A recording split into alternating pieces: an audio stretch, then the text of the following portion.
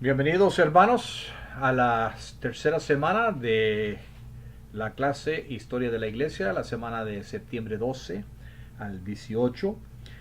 Las lecturas de esta semana que entran son de Justo González, capítulo 13 al 19. Vamos a ver aquí triunfo, reacción y protección. Primero, la lectura bíblica para hoy, un pasaje muy conocido, Juan, capítulo 1 del 1 al 3. Dice así: en el principio era el verbo, y el verbo era con Dios, y el verbo era Dios. Este era en el principio con Dios. Todas las cosas fueron por él hechas, y sin él nada de lo que ha sido hecha fue hecho. Como digo, es un pasaje muy conocido, quizás muchos de ustedes han predicado acerca de este pasaje.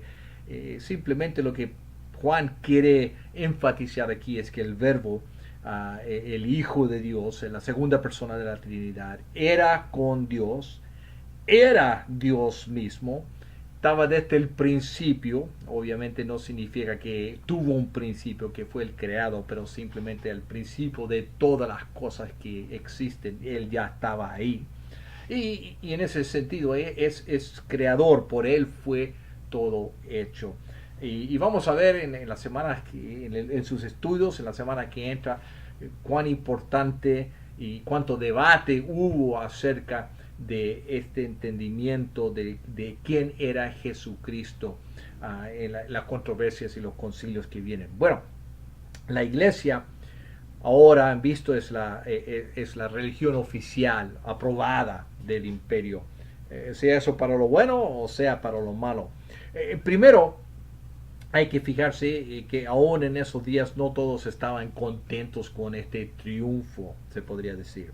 Y segundo, no significa que todos entendían las escrituras y el evangelio de la misma forma, en la misma manera.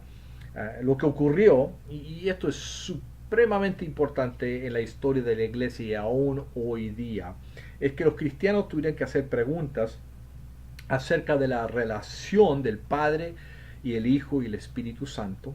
Y por eso leímos de Juan capítulo 1, y más tarde de la relación de la naturaleza divina y la naturaleza humana en Jesucristo.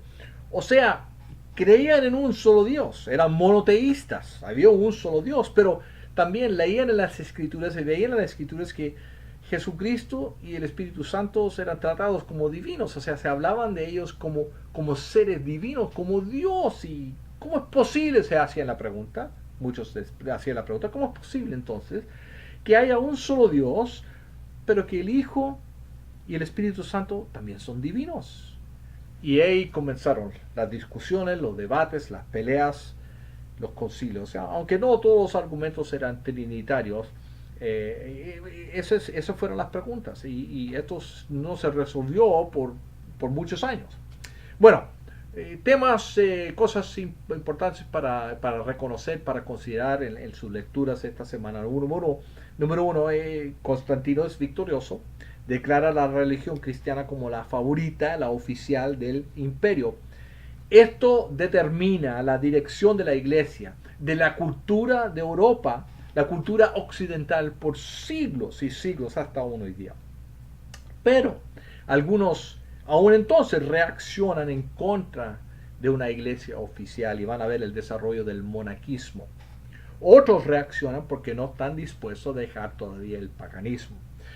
Número dos, van a ver cismos, controversia, concilio, doctrina.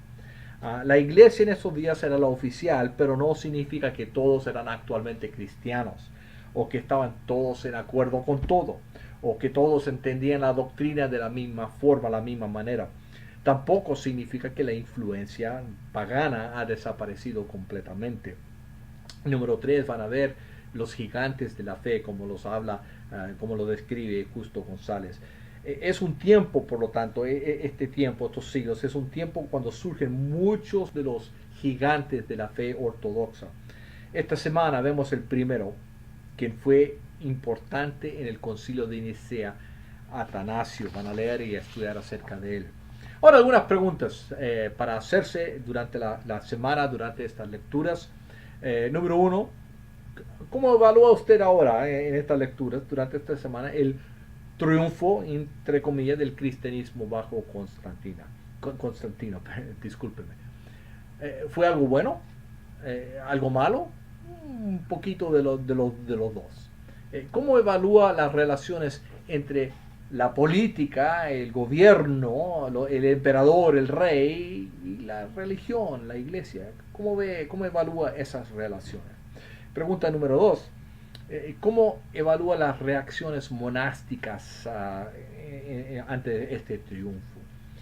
Número tres. ¿Cuáles eran las quejas de los donatistas? ¿Por qué se quejaban? ¿Cuál era el asunto que se discutía? Y número cuatro, ¿cuál era la importancia de la controversia arriana y del concilio de Nicea? Y es importante, es muy importante, pero ¿cuál es? ¿Lo pueden describir claramente o sí o no? ¿Qué dijo Arrio y cómo lo contestó Atanasio? ¿Es importante esa discusión para hoy? Si lo es, ¿por qué es? ¿O por qué no? Piensen los testigos de Jehová y muchas personas más seculares y lo que ellos piensan de Jesús. Y van a ver que esa controversia, ese concilio en esos años, en esos primeros siglos, todavía es muy importante las preguntas aún para hoy día. Que tengan una buena semana leyendo, estudiando. Pónganse en contacto conmigo si tienen alguna inquietud, alguna pregunta, algo que les puedo ayudar. Voy a orar por ustedes ahora. Señor, doy gracias otra vez por esta semana, por estos estudiantes, estos alumnos. Cuídalos, protégelos, bendícele a ellos, a sus familias, a sus ministerios, en el nombre de Cristo. Amén. Nos vemos la próxima semana.